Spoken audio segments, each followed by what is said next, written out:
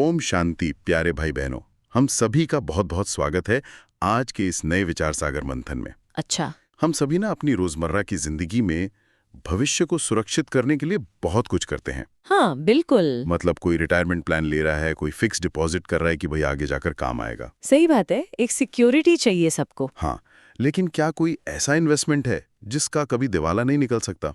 मतलब कोई ऐसी सच्ची कमाई जो एक या दो नहीं बल्कि पूरे 21 जन्मों तक चले? ये तो बहुत ही गहरा सवाल है ना? तो आज का हमारा जो फोकस है वो 17 अप्रैल 2026 की शिव बाबा की मुरली पर है। और आज हम यही डिकोड करने वाले हैं जी। क्योंकि आज बाबा ने मुरली में कुछ ऐसी बातें कही है ना जो सिर्फ आध्यात्मिक बातें नहीं है बल्कि हमारे सोचने के तरीके को, हमारे स्वभाव को बदलने का एक पूरा ब्लूप्रिंट है। बिल्कुल।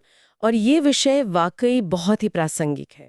अगर हम आज की मुरली को गहराई से एनालाइज करें तो इसमें बहुत साफ तौर पे ये समझाया गया है कि हमारी पुरानी मान्यताएं कहाँ पर आपस में टकराती हैं। ये सिर्फ हमें ये नहीं बताती कि हमें क्या करना है, बल्कि कैसे और क्यों काम करता है उसका पूरा मनोविज्ञान खोलकर रख देती है। मतलब पूरा लॉजिक दिया गया है। बिल्कुल।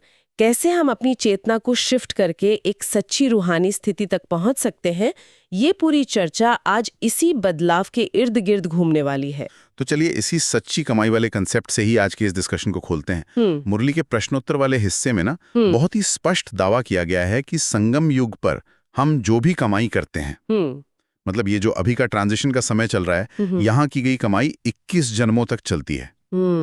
और बाबा ने कहा है कि ये सच्ची कमाई है, ज्ञान सुनना, सुनाना और याद करना कराना। बिल्कुल सही। तो दुनियावी इन्वेस्टमेंट में तो हम भाई पैसे से पैसा बनाते हैं, लेकिन यहाँ ज्ञान को ही करेंसी बताया गया है। हाँ, स्पिरिचुअल करेंसी एक तरह से। हाँ, और इसी के कॉन्ट्रास्ट में बाबा ने भक्ति मार्ग की दंत कथाओं का जिक्र किया है। जैसे मुरली में कहा है कि सीता रावण की कहानी सुनकर लोग रोने लगते हैं। बहुत आम बात है ये। अब यहाँ मुझे थोड़ा सा डाउट आ रहा था पढ़ते हुए, क्या भावनाएं इंसान को भगवान के करीब नहीं लाती? अच्छा। मतलब हम देखते हैं कि दुनिया भर के संत, सूफी, ये सब तो प्रेम और भाव को ही सबसे ऊंचा दर्जा देते हैं ना। फिर यहाँ ज्ञान को भावनाओं से ऊपर क्यों रखा गया है? ये बहुत ही शानदार और जरूरी सवाल है ना? मतलब कथा सुनकर रोने को हमारी आध्यात्मिक कमाई के लिए नुकसानदायक क्यों माना गया है? देखिए, हम ना अक्सर भावनाओं और रूहानियत को एक ही पलड़े में तोलने की गलती कर बैठते हैं। भक्ति मार्ग जो है वो पूरी तरह से इमोशंस पर आधारित है। उसमें श्रद्धा तो बहुत है, लेकिन समझ यानी जिसे हम कॉग्निटिव क्लैरिटी कहते हैं, उसकी कमी होती है। अच्छा, क्लैरिटी नहीं होती। बिल्कुल। अब जब लोग कथाएं सुनते हैं, जैसे आपने कहा सीता के अपहरण की कथा, तो वो उस दर्द से इतने एकाकार हो जाते हैं कि वो सच में रोने लगते हैं। हाँ, एकदम भावुक हो जाते हैं। हाँ, लेकिन आज की मुरली से ठोकरें खाना कहती है। अब ऐसा क्यों? क्योंकि न्यूरोलॉजिकल और साइकोलॉजिकल लेवल पर अगर आप देखें, तो जब हम दुख की कहानियों से जुड़कर रोते हैं, तो हम असल में अपनी ही ऊर्जा को ड्रेन कर रहे होते हैं। ओहो, मतलब हम अपनी एनर्जी खत्म कर रहे हैं। बिल्कुल।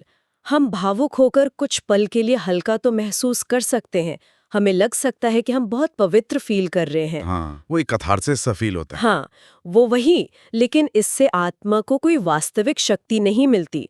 जीवन की जो चुनौतियां हैं, उनसे लड़ने की रेजिलियंस नहीं आती अंदर। अरे वाह, तो मतलब हम इमोशनल होकर अपनी बैटरी को सिर्फ खर्च कर रहे हैं, उसे चार्ज नहीं कर रहे। एकदम सही पकड़ा आपने। ये तो ऐसा हो गया है कि हम कोई ट्रैजिक फिल्म देखकर रो रहे हैं थिएटर में और सोच रहे हैं कि हमने कोई बहुत बड़ा आध्यात्मिक काम कर लिया। हाँ, बिल्कुल सटीक एनालॉजी है ये। जबकि असल में आप सिर्फ मानसिक रूप से थक कर बाहर आए हैं। हाँ यार, सच में। इसके विपरीत जो ज्ञान मार्ग है ना, वो पूरी तरह से कॉज एंड इफेक्ट और अवेयरनेस पे टिका है। ज्ञान क्या करता है? वो आत्मा को रोने से बचाता है, क्योंकि वो आपको एक व्यापक नजरिया देता है। जब हम इस ईश्वरी ज्ञान को सुनते या सुनाते हैं और उसे एक सुप्रीम सोर्स को याद करते हैं, तो हम भावनाओं के बहाव में बहते नहीं हैं। हाँ, हम स्टेबल रहते हैं। बिल्कुल। हम अपनी आत्मा की बैटरी को जानबूझकर अवेयरनेस के साथ चार्ज करते हैं, और समझ के साथ किया गया यही कनेक्शन, यही वो सच्ची कमाई है जो मतलब हमेशा साथ रहेगी। हाँ, क्योंकि ये एक स्थायी संस्कार बन जाती है। शरीर तो खत्म हो जाएगा, लेकिन आत्मा का वो सशक्त संस्कार जन्म जन्मांतर तक उसके साथ यात्रा करेगा। क्या बात है। भावुकता से कोई फिक्स डिपॉजिट नहीं बनता, क्लैरिटी और स्पिरिचुअल पावर से ही बनता है। ये आध्यात्मिक बैंक बैलेंस वाली बात बहुत ही लॉजिकल लगी मुझे। ऊर्जा को बहाना नहीं है, उसे इन्वेस्ट करना है। बिल्कुल। अच्छा, अब इसी लॉजिक के धागे को अगर हम थोड़ा और आगे बढ़ाएं तो मुरली में आज एक बहुत ही बड़े विरोधाभास की तरफ इशारा किया गया है।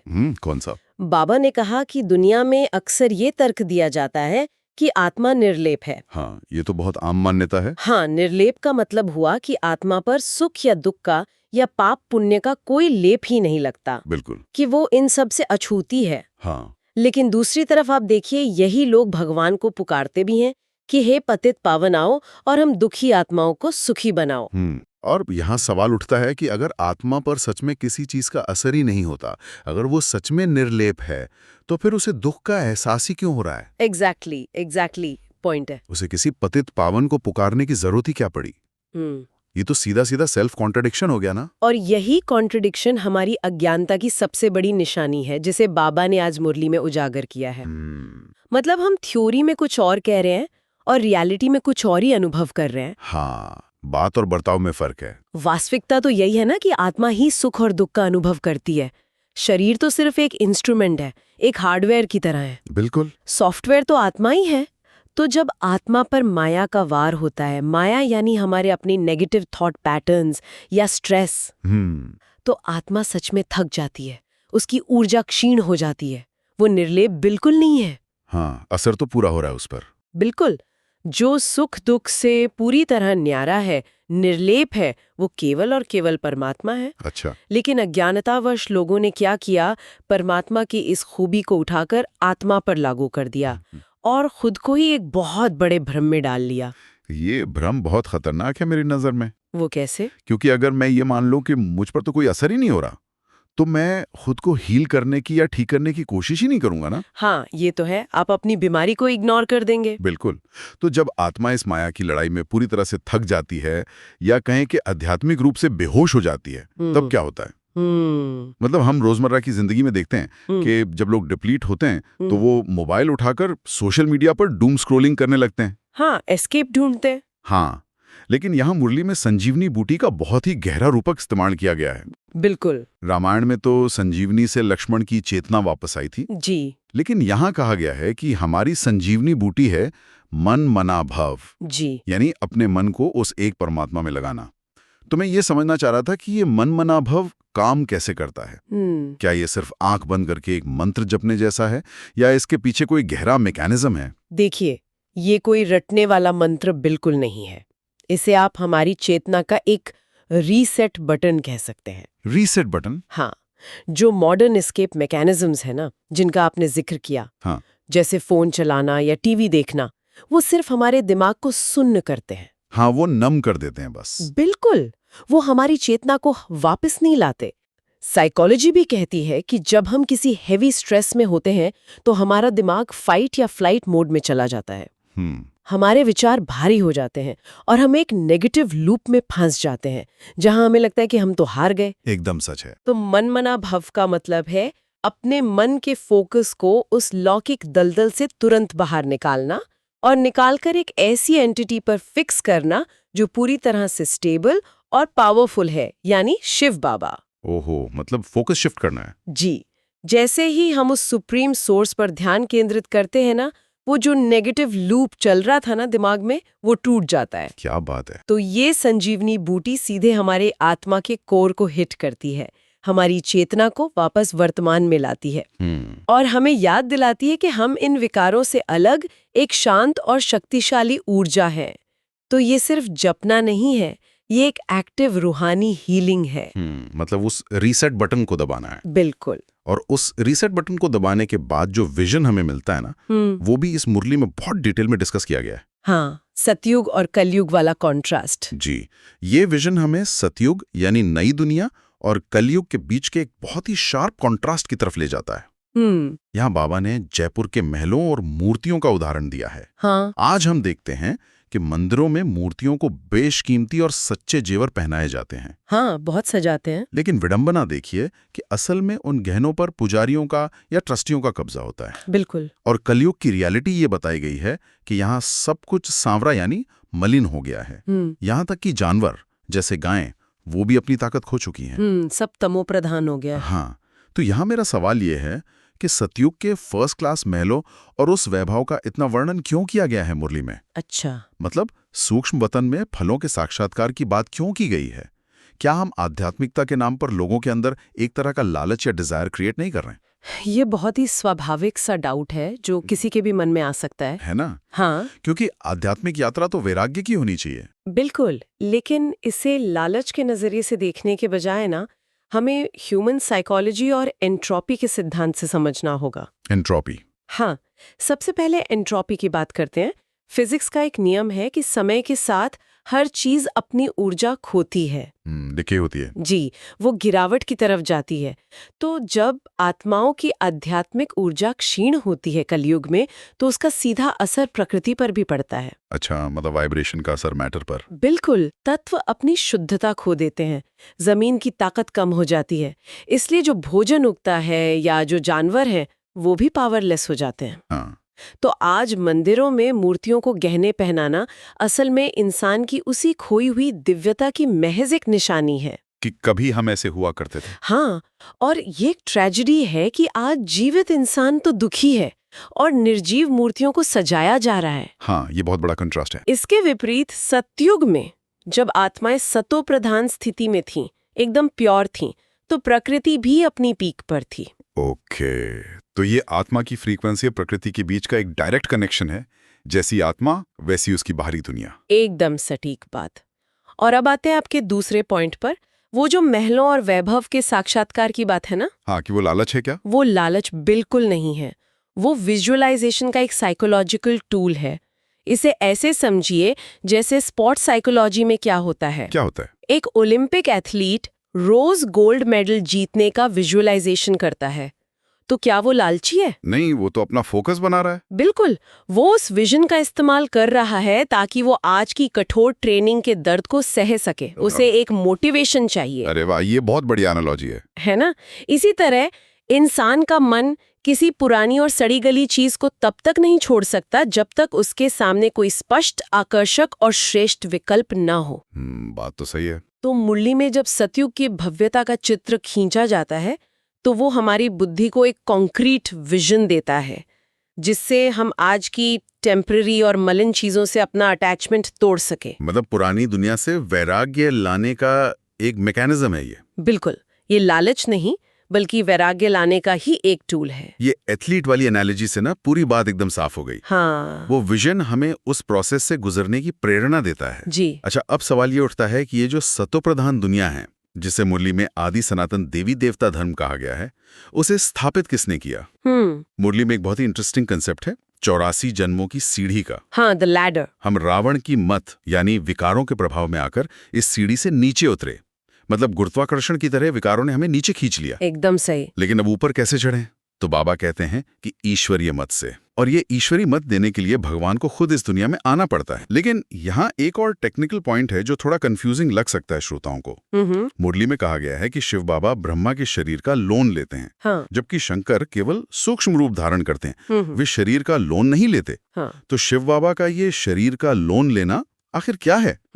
और मुक्ति जीवन मुक्ति के संदर्भ में ब्रह्मा विष्णु और शंकर के इन रोल्स में बुनियादी अंतर क्या है? इस अंतर को समझने के लिए ना हमें क्रिएशन और ट्रांसफॉर्मेशन के मैकेनिज्म को देखना होगा। ठीक है। शिव बाबा सुप्रीम सोल है, नॉलेजफुल है और वे जन्म मरण के चक्र से पूरी तरह मुक्त हैं। हाँ, वो जन्म नहीं लेते। बिल्कुल। चूंकि वे किसी गर्भ से जन्म नहीं लेते, तो उनके पास अपना कोई भौतिक शरीर तो है नहीं। सही बात है। लेकिन जब दुनिया अपने सबसे निचले स्तर पर होती है, तब उन्हें कम्युनिकेट भी करना है, ज्ञान देना है, ईश्वरीय मत सुनानी है, ताकि आत्माएं वापस सीढ़ी चढ़ सकें। तो बात कैसे करेंगे? वही बात, इंसानी बुद्धि को समझाने के लिए एक वोकल कॉर्ड चाहिए, एक माध्यम चाहिए। इसलिए वे ब्रह्मा के शरीर का उपयोग एक किराएदार या लोन की तरह करते हैं। अच्छा, इसे अगर हम आज की दुनिया के किसी उदाहरण से समझें, तो बिल्कुल। ये लोन वाला कंसेप्ट और क्लियर हो जाएगा। हाँ बिल्कुल, आप इसे एक कॉर्पोरेट रीस्ट्रक्चरिंग की तरह देख सकते वो हैं। कैसे? मान लीजिए एक कंपनी पूरी तरह से दिवालिया होने की कगार पर है। इसे आप कलयुग समझ लीजिए। सारे एम्प्लॉयज एकदम डीमोटिवेटेड हैं। अब एक वर्ल्ड क्लास कंसल्टेंट बाहर से आता है। ओके। वो उस कंपनी की बिल्डिंग को हमेशा के लिए खरीदता नहीं है, वो बस कुछ समय के लिए उस पुरानी बिल्डिंग में एक ऑफिस किराए पर लेता है। यानी ब्रह्मा का शरीर। बिल्कुल। और वहां बैठकर वो एम्प्लॉयज को नई ट्रेनिंग देता है, नया विजन देता है, जिसे मुरली में राजयोग कहा गया है। क्या बात है। और जब कंपनी वापस प्रॉफिट में आ जाती है, यानी सतयुग आ जाता है, तो वो कंसल्टेंट अपना काम खत्म करके चला जाता है।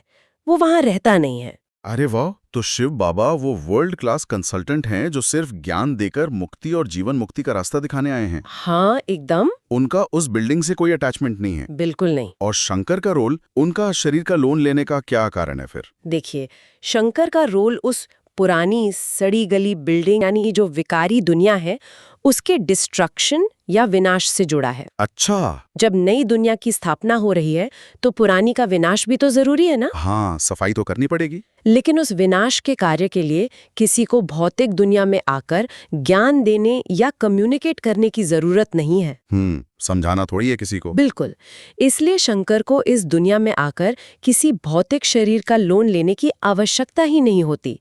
वे सूक्ष्म स्तर पर अपना कार्य करते हैं। ज्ञान और नई दुनिया का ब्लूप्रिंट केवल वही दे सकता है जो इस पूरे चक्र का रचयिता और ज्ञाता हो, और वो काम शिव बाबा ब्रह्मा के माध्यम से ही करते हैं।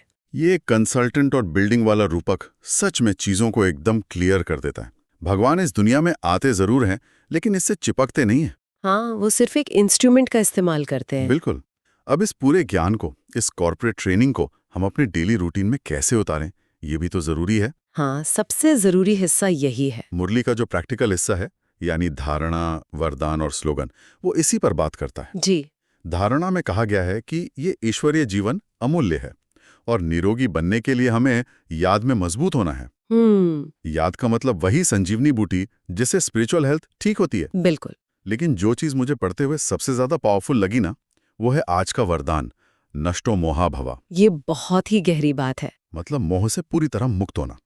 और इसका तरीका क्या बताया बाबा ने, कि अपने ही शरीर को ईश्वरीय सेवा के लिए एक अमानत समझना।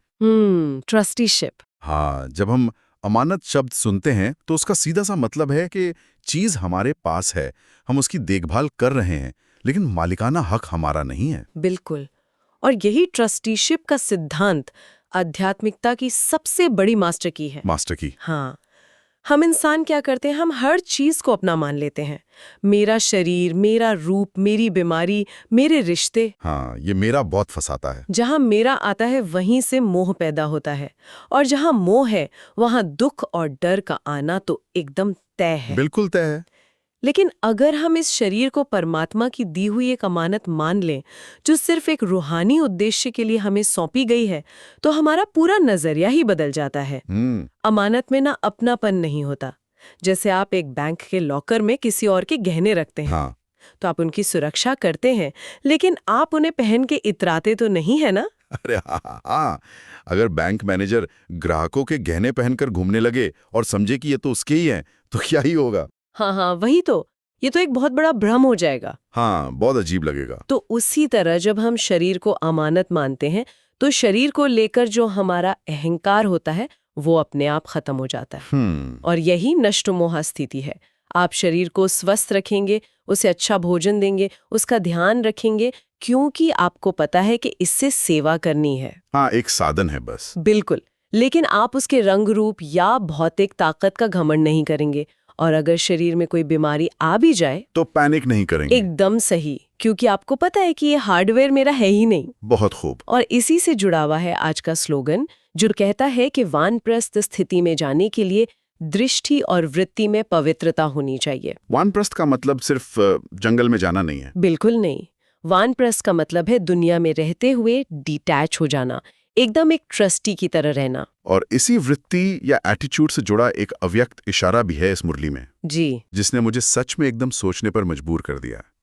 उसमें बहुत स्पष्ट कहा गया है कि महान बनने के लिए मधुरता और नम्रता धारण करें।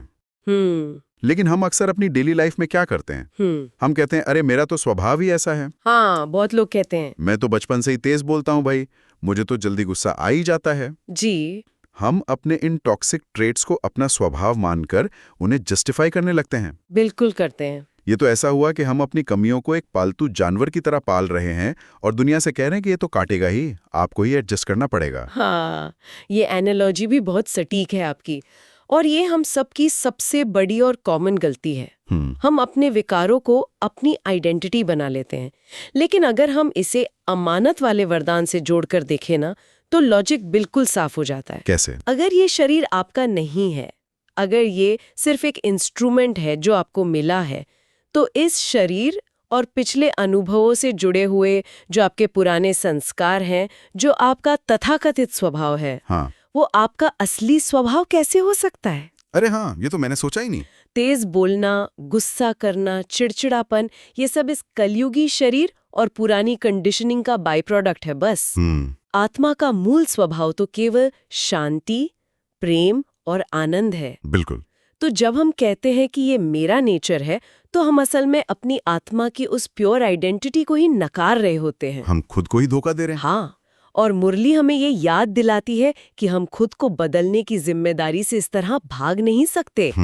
हमें ये स्वीकार करना ही होगा कि वो गुस्सा मेरा स्वभाव नहीं है, वो सिर्फ एक बुरी आदत है जिसे मुझे छोड़ना है। क्या बात है, मतलब हमें अपनी कमियों का बचाव करना बंद करना होगा। हम अपने विकारों के वकील नहीं बन सकते। एकदम सही बात। आज के इस गहरे विचार सागर मंथन ने वाकई हमारी कई मान्यताओं को चुनौती दी है और चीजों को देखने का एक बहुत ही साफ और लॉजिकल चश्मा दिया है। बिल्कुल। चलिए आज के इस चर्चा के मुख्य बिंदुओं को ना हम जल्दी से समेट लेते हैं। जी। हमने शुरुआत में समझा कि सच्ची कमाई ज्ञान और अवेयरनेस में है, न कि भक्ति के भावुक होकर रोने में। ज्ञान हमारी बैटरी को ड्रेन होने से बचाता है। फिर हमने देखा कि आत्मा निर्लेप नहीं है और जब वो माया के वार से डिप्लीट होती है तो उसे मनमना भव की संजीवनी बूटी से रीसेट करने की जरूरत होती है, जो कि एक एक्टिव रूहानी हीलिंग है। बिल्कुल सही। फिर हमने एंट्रोपी और विजुअलाइजेशन के लॉजिक से सतयुग और कलयुग का कॉन्ट्रास्ट समझा कि सतयुग का वर्णन कोई लालच नहीं बल्कि पुरानी दुनिया से वैराग्य लाने का एक टूल है। हाँ। ये भी जाना कि शिव बाबा कैसे कंसल्टेंट की तरह ब्रह्मा के शरीर का लोन लेते हैं। जी। और सबसे अहम बात, हमने अपने शरीर को एक अमानत मानना और अपने झूठे स्वभाव को डिकोड करना सीखा ताकि हम उन कमियों को अपनी पहचान न बनने दें। ये सारी बातें ना एक दूसरे से बहुत खूबसूरती से जुड़ी हुई हैं। ये सिर्फ कोई थ्योरी नहीं है, ये अपनी कॉन्शियसनेस को ऊपर उठाने की एक डेली प्रैक्टिस है। जब हम इन चीजों को लॉजिकली समझ लेते हैं तो इन्हें अपनी जिंदगी में उतारना बहुत आसान हो जाता है। बिल्कुल आसान हो जाता है। तो आज के इस विचार सागर मंथन को हम यहीं विराम देते हैं। जी। लेकिन जाने से पहले हम अपने सभी श्रोताओं को एक बहुत ही गहरे विचार के साथ विदा करेंगे। इस पर आप सभी जरूर विचार कीजिएगा। बिल्कुल। अगर कल सुबह उठकर आईने में देखते हुए हम ये सोचें कि शीशे में दिखने वाला ये चेहरा, ये शरीर मैं नहीं हूं, बल्कि ये महज एक दी गई अमानत है जिसे सिर्फ एक रूहानी उद्देश्य के लिए मुझे सौंपा गया है। क्या बात है। तो क्या उस आईने के सामने से हटने के बाद हमारा खुद को देखने का, अपनी बीमारियों या कमियों को ट्रीट करने का और दूसरों से बात करने का पूरा नजरिया ही नहीं बदल जाएगा? बिल्कुल बदल जाएगा। अगर शरीर मेरा नहीं तो उस पर होने वाला घमंड कैसा और उसके छिन जाने का डर कैसा? एकदम सही। इसी सवाल और इस ट्रस्टीशिप के सुंदर विचार के साथ हम आज आपसे विदा लेते हैं। आप सभी का बहुत बहुत धन्यवाद। ओम शांति। ओम शांति।